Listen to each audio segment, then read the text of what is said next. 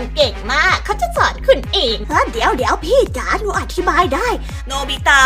หายไปไหนแล้วล่ะเนี่ยข้าชื่อนะจ๊ะเราเป็นนักสืบรุ่นจิ๋วกันไม่ใช่เหรอสวัสดีครับผมกัจจังครับผมก๊อปปี้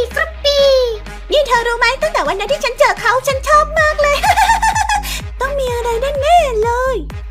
มันก็น่าจะพอได้อยู่ละมั้งเด็กๆก็ตลกทุกคนน่ารักไปหมดเลยยกเว้น